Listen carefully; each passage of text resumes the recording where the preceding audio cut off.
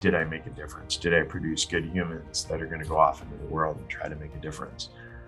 In a corporate setting, right? Did I make a difference to my customers? Did I impact their business in a positive way? Do I have long-lasting relationships, right? My relationships with other human beings is most important to me. So success to me is in wherever you are, whatever career you are in any aspect, make a difference. The world could use some difference makers right now. The Tom Screen podcast is owned and made possible by Ethical Marketing Service. If your business is struggling with Google or Facebook ads, maybe you're frustrated figuring it out or there's a performance issue, Ethical Marketing Service has worked on hundreds of accounts and we can help in this area. We offer a 30-day money-back guarantee, and for every direct account we look after, we sponsor a child in a developing nation with food, water and education. If you would like to find out if we can help, it's a free, no salesy consultation call, and the link is in the description. Enjoy the episode.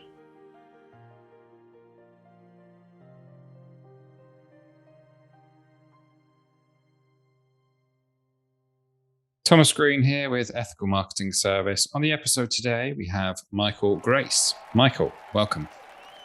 Thank you, Thomas. Appreciate you hosting. It is good to have you. Would you like to take a moment and tell the audience a bit about yourself and what you do? Awesome. I'd love to. So I am a director, and I've got the cool title of also Chief Unicorn at RPI Consultants. We are a consulting firm over in the US. Primarily, we do ERP software implementations, and I lead our West Coast implementation practice. And I also have the honor of leading our strategic services practice, which is kind of core management consulting, really focused around process and strategy. And me and my humble team get to serve primarily healthcare, but a couple of other industries, and we bring cool tech to bear on solving business problems. It's really great. And before that, I've spent a bunch of time in consulting and in healthcare. So, well, thank you for the introduction. There is a lot to follow up on there. Of all the things that I could ask you about, what would you say is your passion or you're interested to talk about? Yeah, the thing I always get asked about is what is a chief unicorn? And I always say it's a title that derived itself from really the magic of bringing technology to bear on complex business processes and creating an automation that really frees humans, that allows them to do more human pleasing things like thought and not the mundane. We let the robots and the technology do the mundane, so the humans can go off and do more meaningful things that's much more gratifying to themselves. So that's what I really get passionate out of is going into companies and helping them automate. Sure, it saves them some money, but I'm most excited when I free the angry humans and they get to go do things that are much more pleasing to them. So of all the businesses that you tend to go into, to what degree, I guess, a percentage, do you think that companies are actually utilizing what's available to them from a tech perspective? That's a great question, because the answer is very low, right? They buy the biggest and best systems that they can possibly afford, and then they underutilize them up to about 90%. They simply, they have the best intentions, I think, when they start, and then money becomes a factor, and then they start whittling down something that we call scope, right? And they're like, we'll do that later. Later never happens, by the way, but we'll do that later. We'll start whittling this down. Okay, this is a number that we can do, right? And they tend to focus on the financial aspect of it versus the ROI, that if they spent the money now, the benefit that their organization would actually receive over the long term, that kind of goes by the wayside because they under budgeted or underfunded technology and lost sight of what technology really could do if they actually fully implemented it over time, we create roadmaps for people to help them do this. But most technology that's deployed, whether it's big EHR systems or ERP systems or CRM systems, are underutilized by at least 50% of the functionality that the tool has. Why do you think that is? It really, folks don't keep up on software really well either. So maybe they did a good job on implementing it, and perhaps they, at a moment in time are using a high percentage, 75 to 90%. Nobody's ever going to really use 100% of software functionality. But then as releases and such come out of the software, no one's really reading the release notes. No one's paying attention to the new features and functionality that comes out with software.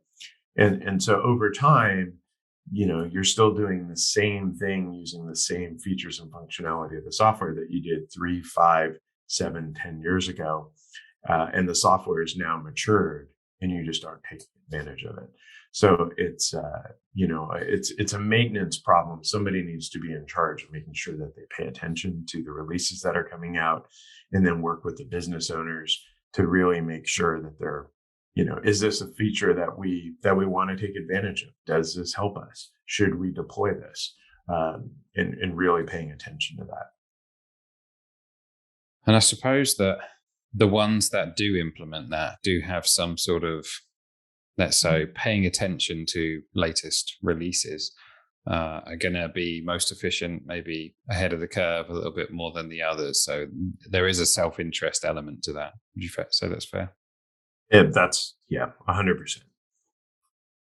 Yeah, they tend to be a more mature shop, right? They tend to have a rather mature IT department that's really kind of helping to facilitate that and work with the business users.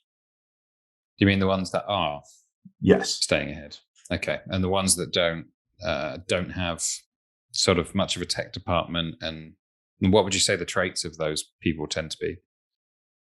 Well, a lot of times they have outsourced IT, so IT is only involved that they're more point in time project IT. They don't really have a robust IT department that supports them on a regular basis.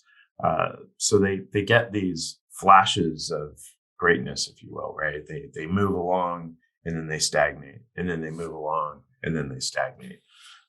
Versus, kind of the continuous improvement model where you're constantly evolving, constantly changing. And in today's model, you have to be doing that, or your competitors are, and then they pass you up, right? And they're able to do things faster and cheaper than you are, and really have a competitive advantage. And a lot of that is due to technology.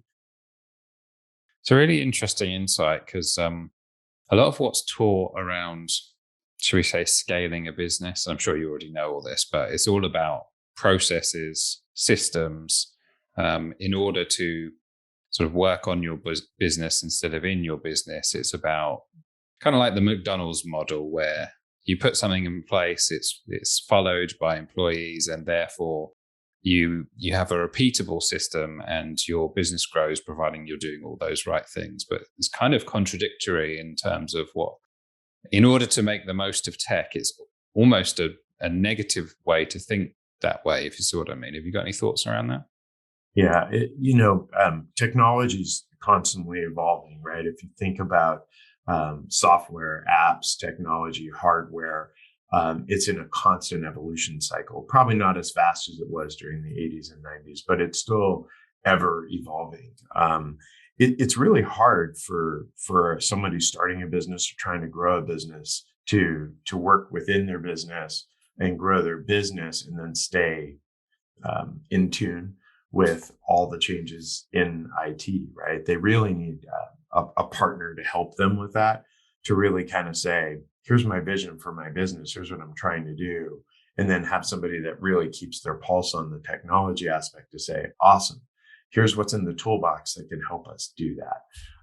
So that they, business owners often get caught trying to do everything, right? They're the chief bottle washer, and they just can't. So we always say the business owner should be passionate in working on whatever it is that the business owner does, whether they're an artist or they're, a healthcare company. Focus on the business of healthcare, right? Not technology. And then leverage a partner that can say, ooh, I can improve the patient experience if we did this, right?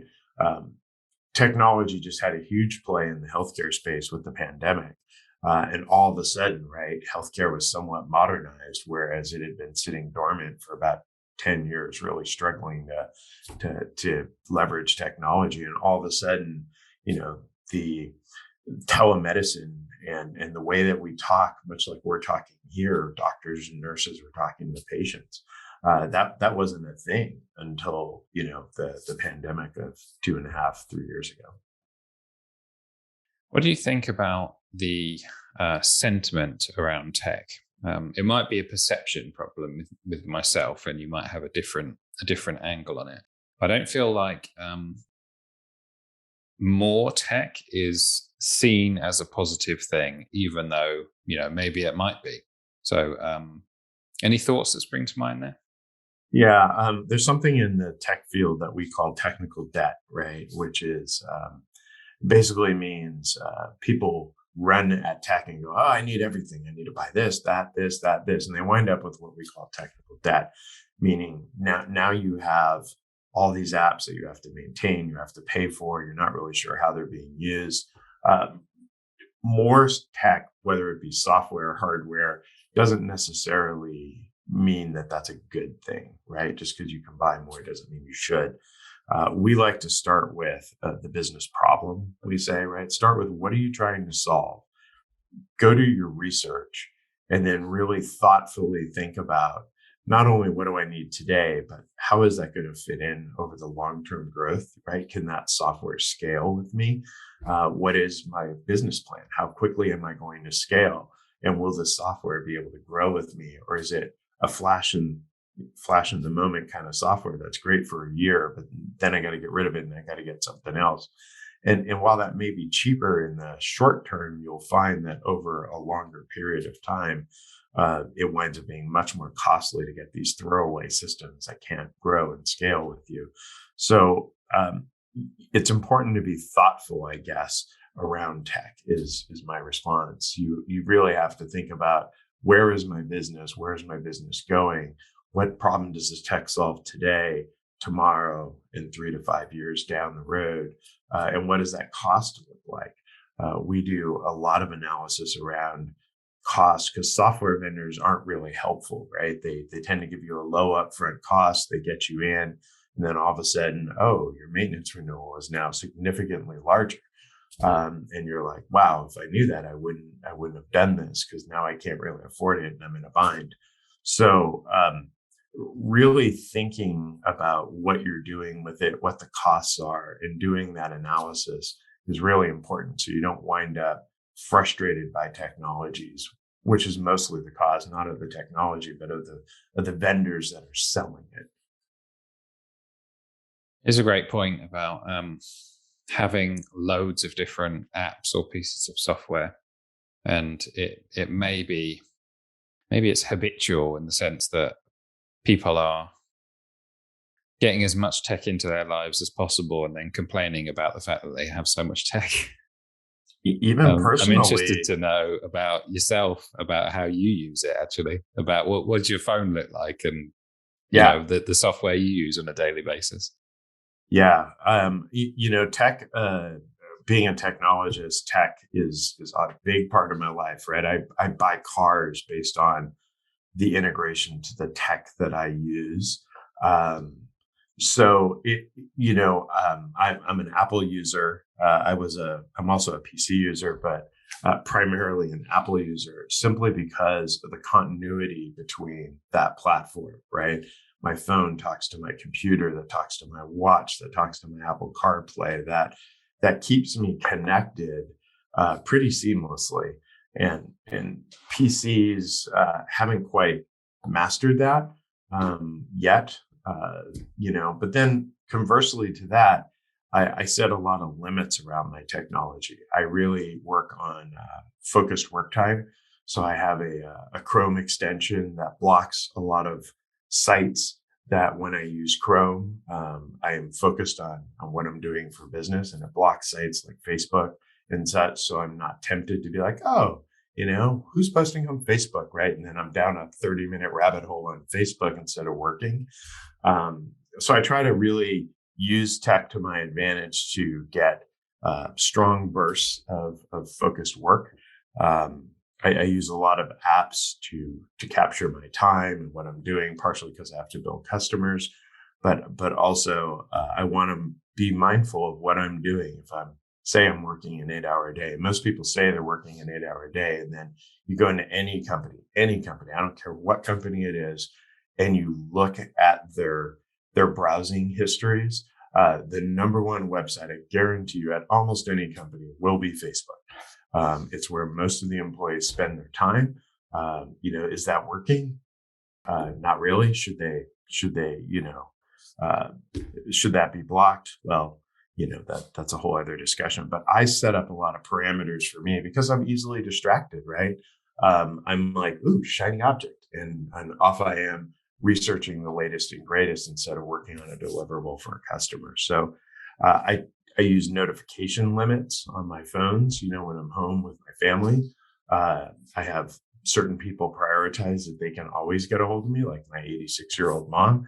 But, all my teams and all my work channels and stuff tend to get minimized, so that I'm not constantly distracted and working when I should be present for my family.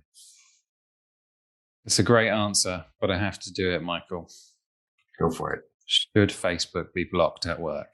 I have to, my son's going to hate me because, he works for Facebook. As a software developer, I think it should be at least monitored, for sure. I think oftentimes, especially companies as they grow, it's really hard to monitor your employees' activities. There's a whole discussion around, should I just monitor my employees' output? And as long as they're productive in their output, who really cares? Facebook, at work, should be monitored, I'd say, versus blocked, right? I'm a big trust your employees, hire the right employees, create the right vision for them, get them passionate about the work that your company is doing, and empower them to go deliver on that. So I don't like blocking apps as much as I like monitoring apps. Okay. Well, it brings us back to, I suppose, what businesses should be doing in relation to tech. So have you seen, what's should we say, the easiest ROI, the best thing that businesses can do using tech that they typically don't, which would be simple for them to implement? Yeah, I think there's a lot of opportunities. There's a lot of new, I'm talking the last 5 years. In the UK, it's a little different. You guys are a little bit ahead of us in this technology by about 10 years. It's unusual. No, yeah, it started in the UK, but I am a really big fan of a technology called RPA, or robotic process automation, over in the UK, a company called Blue Prism. Really started that in the financials industries over there with Lloyd's Bank and such. And people, I think, get overwhelmed by it, and they kind of look at it and they go, "Oh, that automating our processes," and it sounds expensive, right? It sounds like, oh my gosh, this is millions of dollars, and it really isn't. A license for Blue Prism, UiPath, Automation Anywhere, any of these big vendors is about $15,000 to $17,000. Free training available from most of these vendors for your own team. So very quickly, you can kind of build up a capability to start going process by process, department by department, and really looking for where you can create automations. If you think about a lot of the work that businesses do, it's a lot of go find put, go get this data from this spreadsheet, and then let's put it over here, right? Let's load it into a system, or let's send it somewhere. All that can be automated. Lots of back and forth movement of stuff. All of that can be automated. You can really automate probably 20, 25% of back office operations for almost any company for relatively low cost, 1 year, maybe 2 year ROI back on that. The larger you are, the more ROI opportunity there is. When you're a really small company, then you're looking at more desktop automations, things like Microsoft Power Automate, often included in your Microsoft 365 subscriptions. So even if you don't have a really big company where this larger tech might not apply, if you're smaller, you could really look at automations within tools like HubSpot, automations within tools like Power Automate. Thank you for the answer. I don't know if the next question is going to be almost moot. It makes me think that it's moot, but I'm interested to know what your thoughts are regardless. Because in a lot of automation, there tends to be, or there is, should we say, fears of job losses. What are your thoughts around that topic? Yeah, I have a great story on that. We worked at a healthcare company and we automated about 25% of their HR service center, which, was about 15 people. And the company, we don't refer to it as an FTE or full-time equivalent savings. We tell them hours, right? Like these are the amount of hours that we're giving back to you to redeploy your labor. So we're really careful that we don't use language that creates fear. We like to try to do self-sufficient automation centers, right? So let's take some of the people that have a technical aptitude that are freed up, and let's teach them how to be the automator, right? Versus the automated. In this particular instance, we went in, I was a large organization, had about 90,000 employees.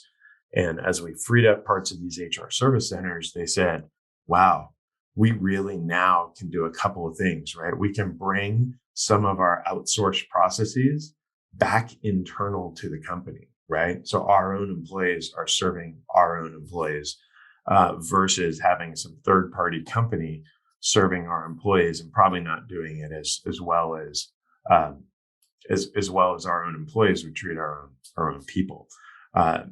They also wound up taking their leaves. Whenever somebody takes a leave, it's usually not necessarily a good thing outside of maternity leave, right? The most common leave is maternity or paternity leave. But when people take leaves for other than that reason, it's usually the death of a significant loved one. It's usually some sort of crisis that employee is in. And they were able to take some of these employees. They had a significant percentage of people on leaves. And they challenged these employees to simply call the people on leaves and simply say, how are you doing? Do you understand all the benefits that are available for you? How's it going? Right? Maybe they're injured or such. And one of the responses that these folks that were doing this, they got back, this lady said, man, I am really glad that you called me today. I was feeling really hopeless and like I didn't have a friend in the world. And this call has really saved me. It's really made a difference in my life. And I just paused and I said, that's the power of technology, right? That is what we're trying to do. We're not trying to lay people off or save companies all this money. We're trying to free up people to do way more meaningful things. That lady indicated in that moment that because we freed up that person to be able to call and just reach out to her, human to human contact, it saved her from who knows what, right? But she was not in a good place. So it's almost in that instance like a presupposition to say that just because the normal activity you do is not available, it doesn't mean that there aren't other worthwhile things for you to do. Exactly. Yeah. Technology should be a disruptor in a good way, right? We should go in and disrupt how you do business today in with the eye towards doing business better tomorrow. Any thoughts on I know there's a long-term view to the inevitability of most jobs disappearing. I don't know whether you are exposed to this type of conversation or not.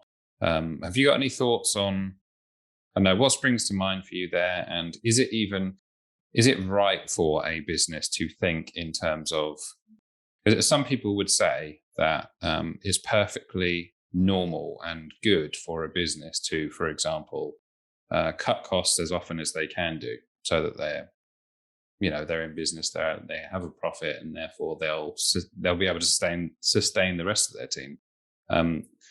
I suppose there's about 3 different questions that I've just asked you. What thoughts spring to mind for you there? Yeah, there's a great site. It's a little bit of a parody, but it's a good site.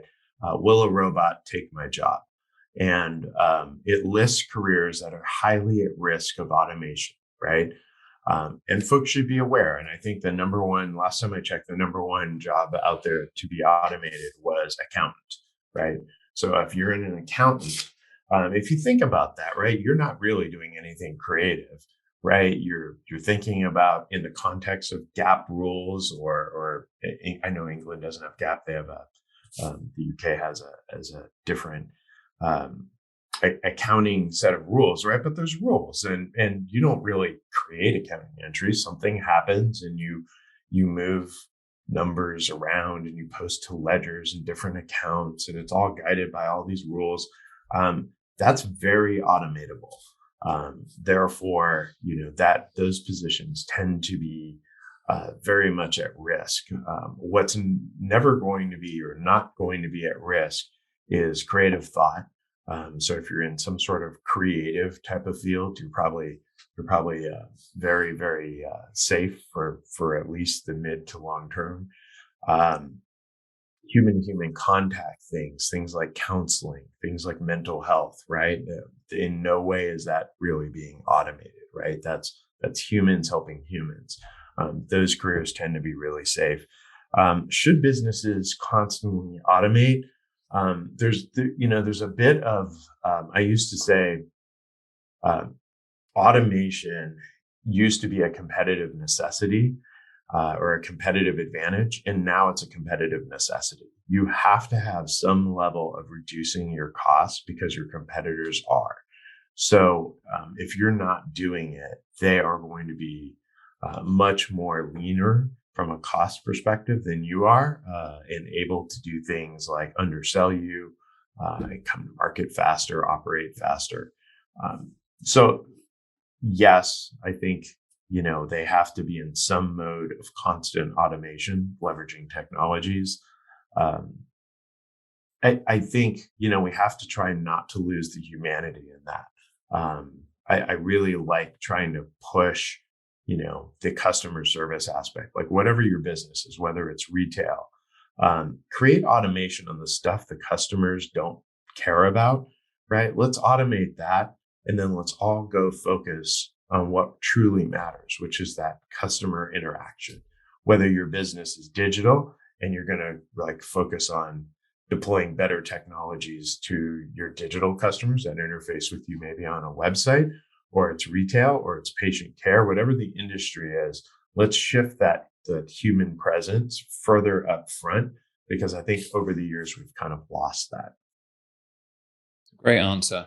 And I think I did think that you were going to say call centers. I thought that they would be first in danger. But I mean, if you compare what you said about what the creative industry is versus the most endangered job, I don't know whether it would be applicable individually, but at least collectively, if you were to take, let's say, the human species and say, how do you think you would thrive being an accountant versus how do you think you'd thrive being sort of in a creative type profession?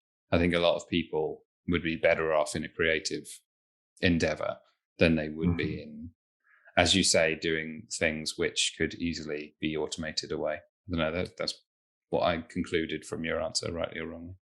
Yep. Agreed. You're like, yeah, I just said that. Is there anything I should have asked you about today? I love the topic that we covered.